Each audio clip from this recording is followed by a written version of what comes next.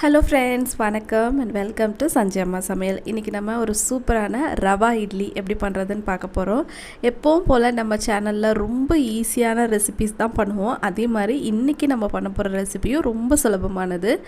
இப்போ இந்த ரவா இட்லி பண்ணுறதுக்கு நான் இன்றைக்கி 1/2 ஸ்பூன் அளவுக்கு உளுத்தப்பருப்பு, 1/2 ஸ்பூன் அளவுக்கு கடலைப்பருப்பு, ஒரு 4-5 முந்திரி, ஒரு பச்சை மிளகா கட் பண்ணி வச்சுருக்கேன், கொஞ்சமாக கொத்தமல்லி இலை, கருவேப்பிலை, இஞ்சி இதையும் நல்லா பொடிசாக கட் பண்ணி வச்சுருக்கேன். அதுக்கப்புறம் பார்த்திங்கன்னா 200 கிராம் அளவுக்கு ரவை, வறுக்காத ரவை எடுத்து வச்சுருக்கேன்.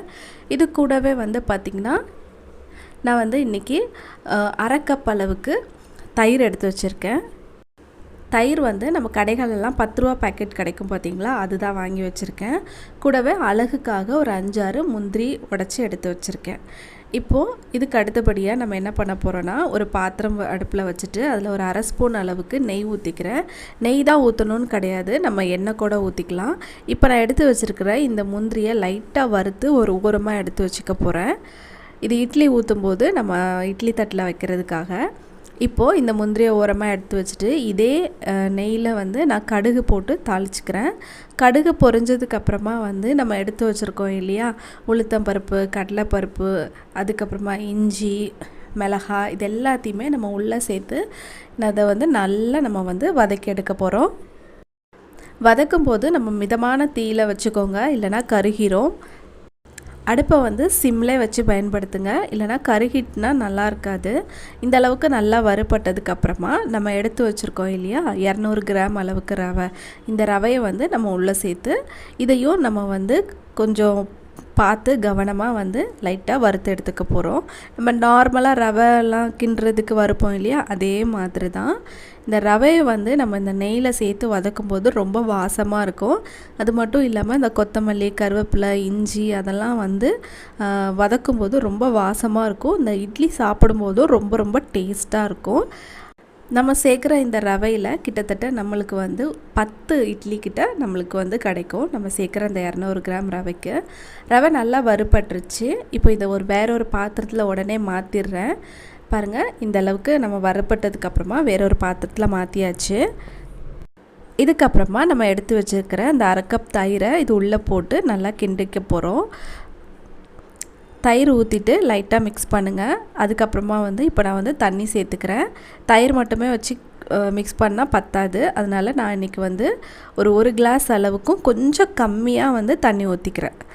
ஒரு 3/4 கப் அளவுக்கு நான் தண்ணி ஊற்றிக்க போகிறேன். இப்போ இதை லைட்டாக நம்ம கிண்டி விட்டுக்கலாம். தண்ணி நம்மளுக்கு எந்த அளவுக்கு தேவையோ அந்த அளவுக்கு ஊற்றிக்கோங்க. இப்போ நான் இன்னும் கொஞ்சம் தண்ணி ஊற்றிக்கிட்டேன். ஏற்கனவே ஒரு 1/4 கப் ஊற்றினேன், இப்போ ஒரு 1/4 கப் ஊற்றிக்கிறேன். கூடவே நம்ம இதுக்கு தேவையான அளவு உப்பும் சேர்த்து நல்லா கலந்துக்கலாம்.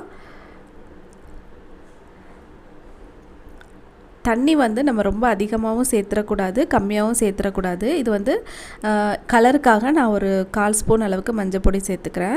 இப்போ இதை நம்ம ஒரு 15 நிமிஷம் ஊற வைக்க போகிறோம். ஊறினதுக்கப்புறம் நல்லா கொஞ்சம் கெட்டியாயிரும். அதனால் இட்லி மாவு பதத்துக்கும் கொஞ்சம் தண்ணி அதிகமாக இருக்கிற மாதிரி ஊற்றிக்கோங்க. இப்போ இந்த அளவு கரெக்டாக இருக்கும். இதை மூடி வச்சிடலாம். ஒரு 15 நிமிஷம் கழித்து ஓப்பன் பண்ணி பார்க்கலாம். இப்போ 15 நிமிஷம் ஆயிடுச்சு. இப்போ நான் அடுப்பில் தண்ணி ஊற்றி இட்லி பாத்திரத்தை வச்சு இட்லி துணி போட்டு ஆவி வர வச்சுருக்கேன். கரெக்டாக இட்லி ஊற்றுறதுக்கு கொஞ்சம் நேரத்துக்கு முன்னாடி நம்ம 1/4 ஸ்பூன் அளவுக்கு சோடா உப்பு, நம்ம இட்லி தோசைக்கெலாம் யூஸ் பண்ணுவோம்ல சோடா உப்பு, அந்த சோடா உப்பை போட்டு லைட்டாக மிக்ஸ் பண்ணிக்கோங்க. இது சேர்க்கும்போது இட்லி நல்லா சூப்பராக நல்லா பெருசாக வரும், அதுக்காக தான். இப்போ நம்ம வறுத்து வச்சுருக்கிற இந்த முந்திரியை நம்ம இப்படி வச்சுட்டு அதுக்கப்புறமா இட்லி ஊற்றிடலாம். நீங்கள் நார்மலாக உங்கள் வீட்டில் எண்ணெய் தடவி வைக்கிற இட்லி பாத்திரமாக இருந்தால் அப்படி கூட நம்ம செஞ்சுக்கலாம். இப்போ இதை கரெக்டாக ஒரு 10 நிமிஷம் நம்ம வேக விட்டு எடுத்துட வேண்டியதுதான். அவ்வளோதான், நம்மளோட சூப்பரான இட்லி ரெடி ஆகிடுச்சு. ரவா இட்லி ரெடி ஆகிடுச்சு. ரொம்ப எளிமையாக பண்ணிடலாம், ரொம்ப ரொம்ப டேஸ்ட்டாக இருக்கும். கண்டிப்பாக நீங்களும் செஞ்சு பாருங்கள். என்னோடய சேனலை இன்னும் நீங்கள் சப்ஸ்கிரைப் பண்ணாமல் பார்க்குறீங்கன்னா மறக்காமல் சப்ஸ்கிரைப் பண்ணி பாருங்கள். பக்கத்தில் இருக்க பெல் பட்டனையும் கிளிக் பண்ணிக்கோங்க. இவ்வளோ நேரம் இந்த வீடியோவை நீங்கள் பார்த்ததுக்கு நன்றி.